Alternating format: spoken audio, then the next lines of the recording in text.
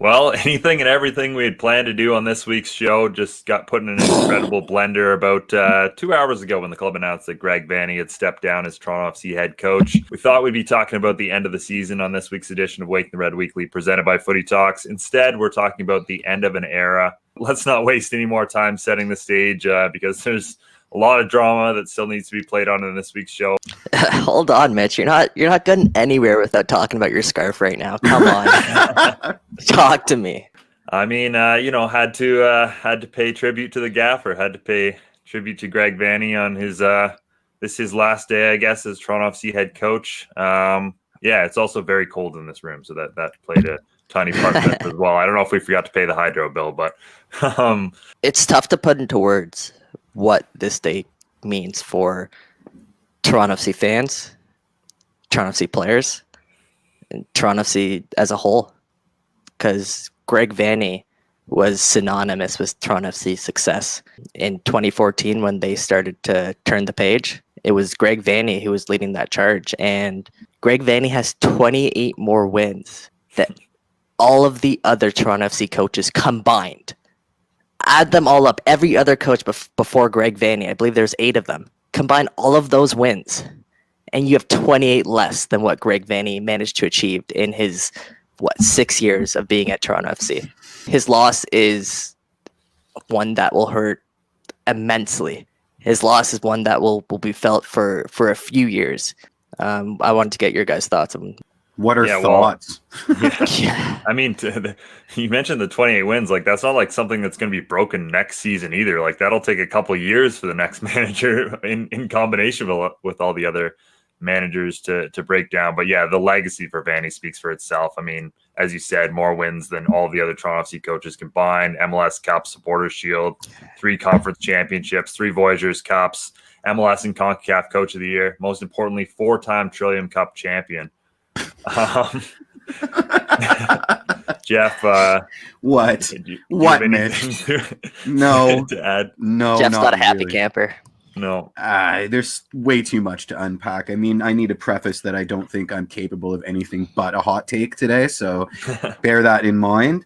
Yeah.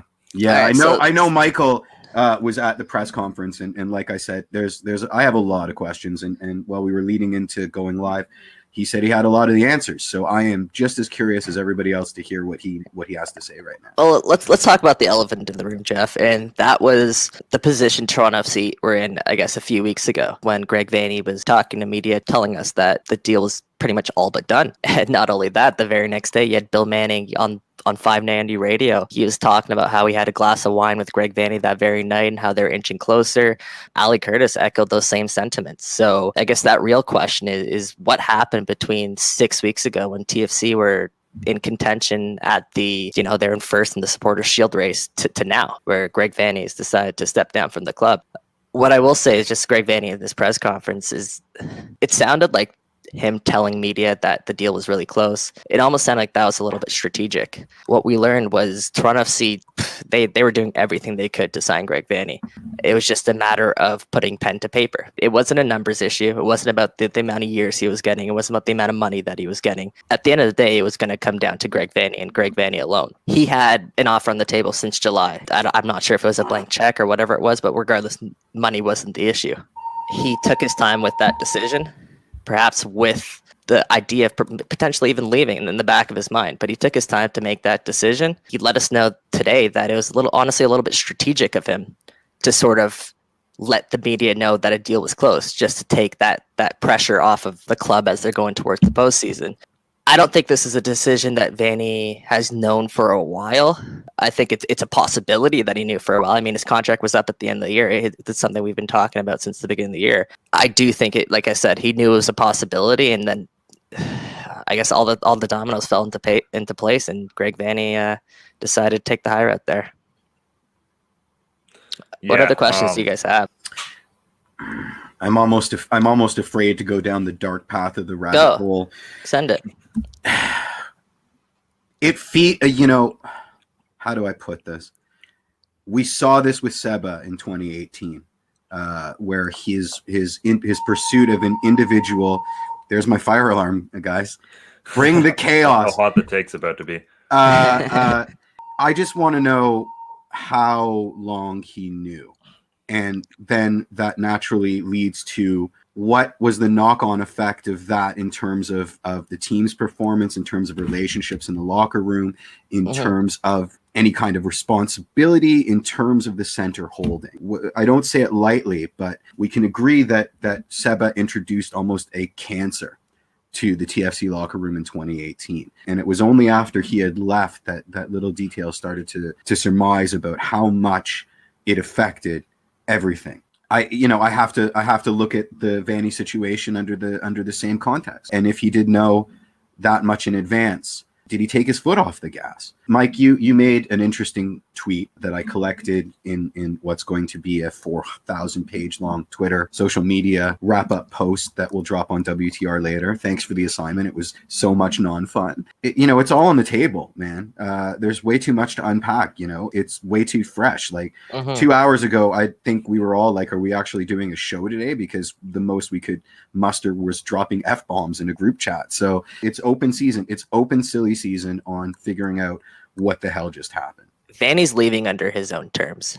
Vanny's leaving at a time where he wanted to leave. Him and his family, they discussed and they decided, now is the right time to leave. And again, it wasn't because of money. It wasn't because of what Toronto FC were offer. It was a bunch of different reasons that he set out. He mentioned that he was a builder. So was there building left to be done at Toronto FC now? Or are there other projects perhaps that are more intriguing to him now? And there's a lot of factors that go into it. Again, it's different than Seba, that I would say, because Seba hurt in franchise-altering ways. Seba hurt. When Seba departed Toronto FC, that was the end of an era. A star player, I think, has a little bit more impact than a head coach, in my opinion. How do you guys feel about that? Mike, I hope you are 1,000,000% right. This is for you, buddy. I don't know if I necessarily agree with what. I mean, we've gone in 1,000 different directions over time. That's fair. No, well, yeah. I mean, with the head coach being less important than a star player, just because the system and the culture that Vanney instituted here carried on past Seba. I mean, they got to another MLS Cup. It was never quite the same, but I don't think that's necessarily Seba's departure that was the full cause of that. I did just want to mention on the Seba Vanney, the one thing that I think makes a big difference is how public it was. Again, you said Greg Vanney tried to, like, even if he wasn't sure whether he was coming back, he tried to downplay that in the media, whereas Seba very much no, Mitch, that's rose-colored glasses. I remember Seba did a sit down with KJ and Josie like 2 weeks before when I guested on Vocal Minority. We were talking about the potential of him leaving, and it was the same as when Mike shot me down for bringing up the Vanney to LA Galaxy rumors like 2-3 weeks ago. Like, it's never going to happen. It was that shocking. It was only after 2018 ended and we started to hear about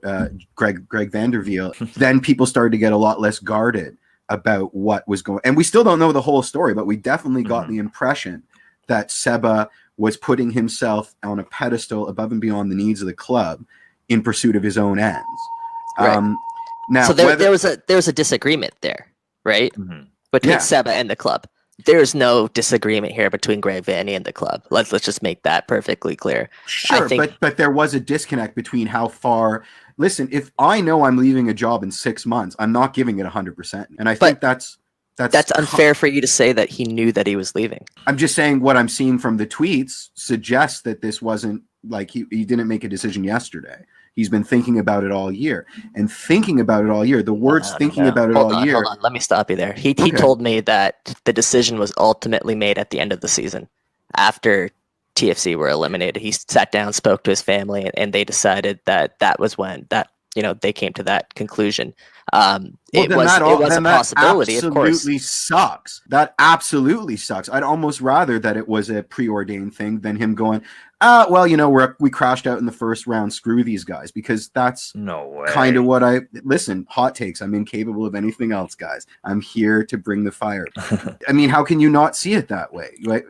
Either it was It was a going concern in his head for 5-6 months, which means that he was operating, there was something in the cortex that wasn't achieving success with TFC. There was some niggling doubt that manifested itself in a universe of other niggling doubts and just became a snowball of niggling doubts. But if the decision was made after we crashed out, boy howdy,